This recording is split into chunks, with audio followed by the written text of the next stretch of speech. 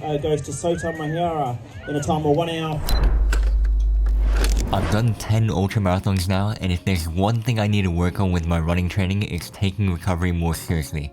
For 3 out of the 10 ultramarathons I've done, I've signed up for races a week post-ultramarathon, or I've taken just 1 day off before returning to full training, and all 3 of those times have led to injury. Oh no, he's done it again, guys. He has signed up for a race shortly after an ultramarathon. It's not good. On a side note, I came across another runner this one who happened to watch my videos, and we found out that we're neighbors, so that was an awesome coincidence, and we're probably going to be doing a few runs together moving forward.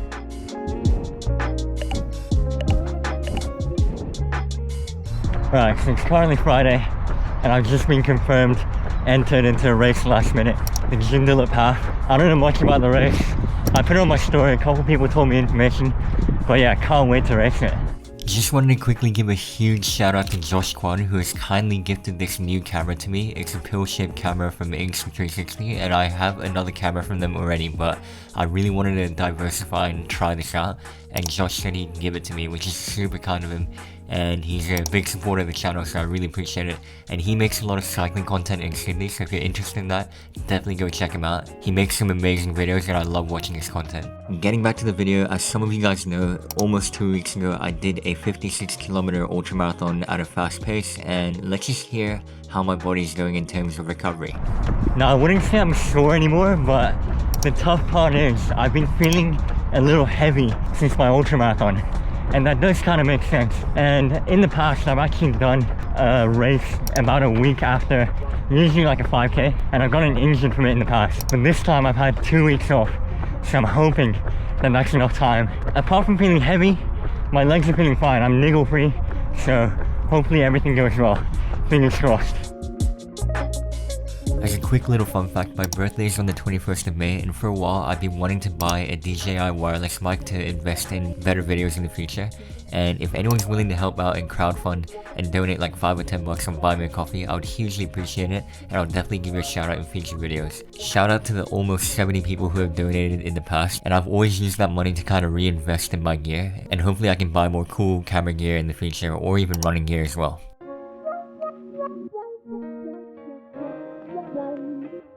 After doing some groceries, I went straight to bed because the night before is the most important sleep that you can get. I'll see you tomorrow morning for parkrun. Alrighty everyone, we are heading to the train station. So it's Saturday, the day before the race. We're gonna go to parkrun, do a little bit of a jog with friends, as a bit of a shakeout. We'll eat after, and then prepare for the race tomorrow. It's all coming really quickly, especially when you sign up like with a day and a half to go. There's not much time to prepare. I have met up with Gus. Thank you for driving me. So from what I hear, this course is meant to be super quick. It just goes around this man-made lake. It's quite a beautiful area. I haven't really been this far south in Perth yet, so it's kind of cool. This will be to kind of see what the course is like, and then I'll probably come back and send it down the line. So yeah, we'll see what the course is like.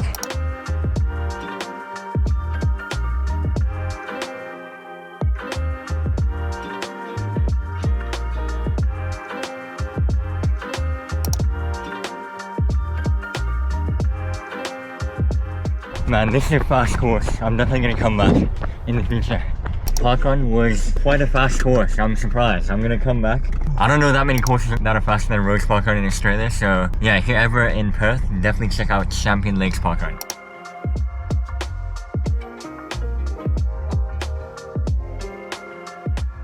So I'm gonna head to Nutrition Warehouse now to stock up on a bit of beta-alanine. It's a supplement that I take long term, like a little bit every day, about 5 grams, which is 1 teaspoon-ish per day. Yeah, that helps in buffering lactate if you do it over a long period of time, so.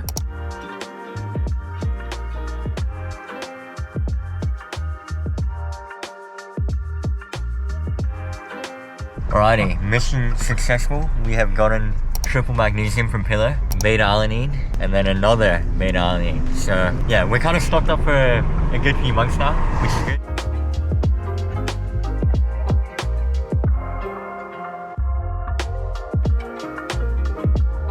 Man, this camera is so nice. It's so much easier to be discreet. It's the size of my thumb. So we're gonna grab some groceries and get some noodles, carb up a little bit. And yeah, we'll go out for a shakeout run again this afternoon. All right, Now that I've absolutely stuffed my stomach with noodles, we're gonna talk about the game plan. We can't be slacking though. We got our second run of the day to do now.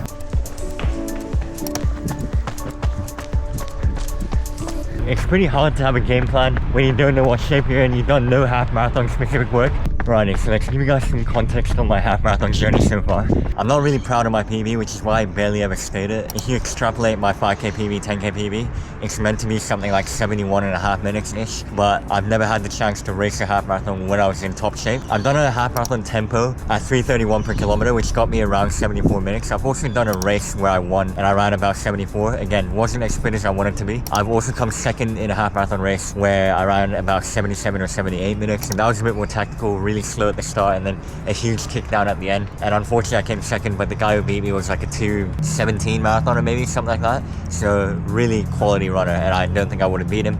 But I was actually only 5 seconds behind him, and I closed the hardest out of anyone because he had a huge lead for most of the race and I was closing down. And if the race was any longer, I actually might have been quite close to pipping him at the end. But yeah, it was unfortunate that the race wasn't any longer and I left it a little too late. I didn't know I had all that in me, so that was quite an interesting race that gave me a little bit of a confidence boost as well.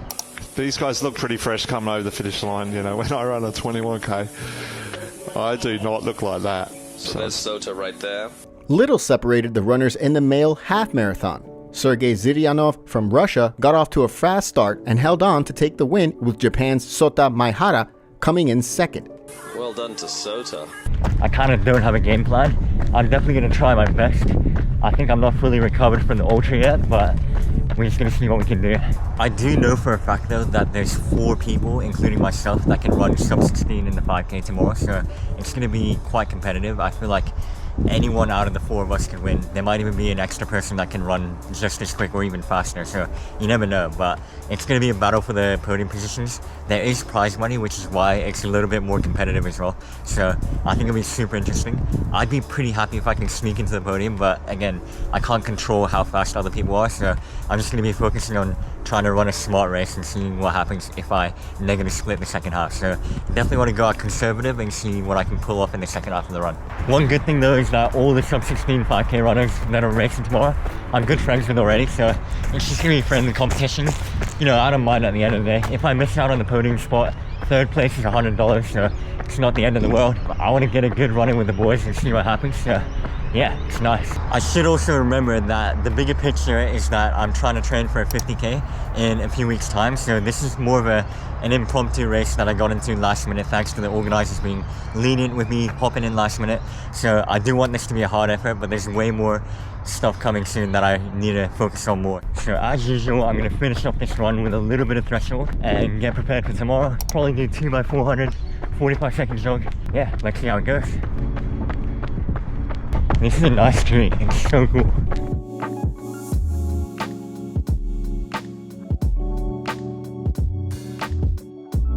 So that concludes my 1-day training block. Let's see how fit I got from this 1 day. So I've done about 11 Ks today. Obviously not the most ideal pre-race day, but I kind of want to make sure that I'm not like tapering fully and going into it with slightly dead legs. Should be pretty fun.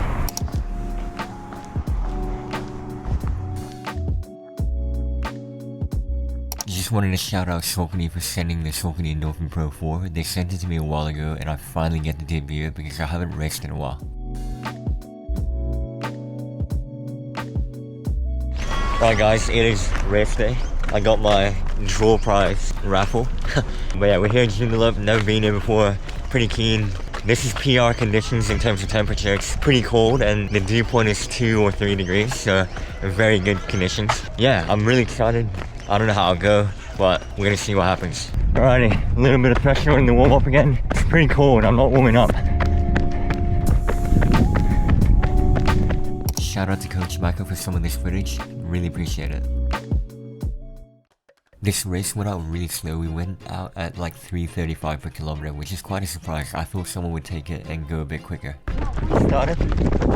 Here with Carlos, here with Lucas. I'm working with the boys. So this is our 3rd kilometer, and we had progressed from 3:35 to 3:33 to 3:23, and I could tell that it was faster, so even without looking at the watch, I knew I had to slow down. The biggest thing I paid attention to in this run was fuel, and I would let people go ahead if I was feeling crap, and then I would feel good for a while, and then I would catch up and even overtake them sometimes. I also like to use cadence as a cue, so I always made sure to pick up the cadence when I thought I was slacking behind, because if I can keep my cadence up, I can maintain my pace somewhat. If I let the cadence drop, my pace would drop significantly, and that's going to be the end of the race. I was 5th at 15k, but I decided to make a huge move and made sure to secure the 3rd place finish.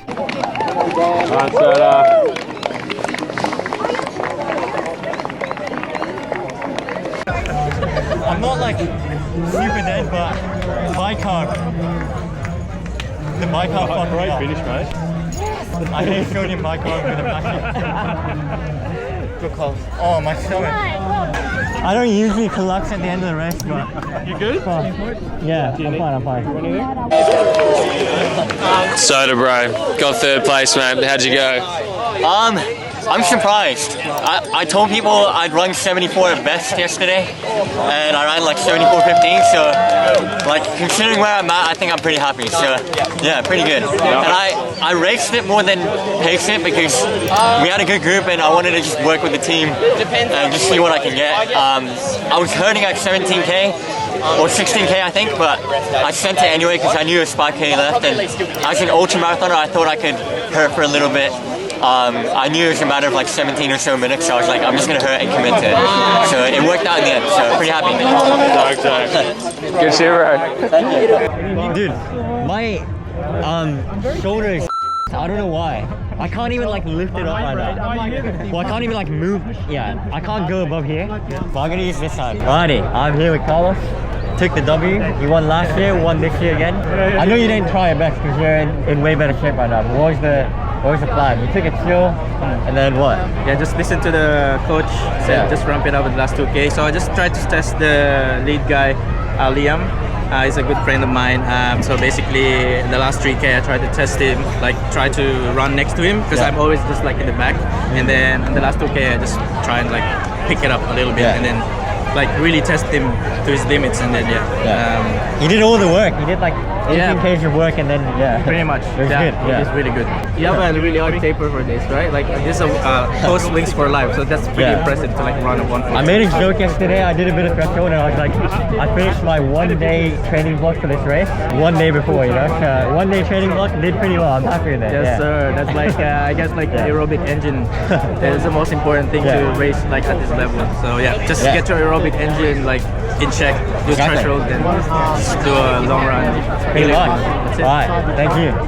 3rd male overall goes to Sota Maehara in a time of 1 hour 14 to 15 seconds. He's doing about 3 minutes 30 a k. That's impressive. Is that right? He's the Michael. They're the VIPs. You can all stay up here. It's hopefully, I'm not sure what the capacity is, but let's go. Now this concludes the video. Thank you for watching, and I'll see you in the next video. Goodbye.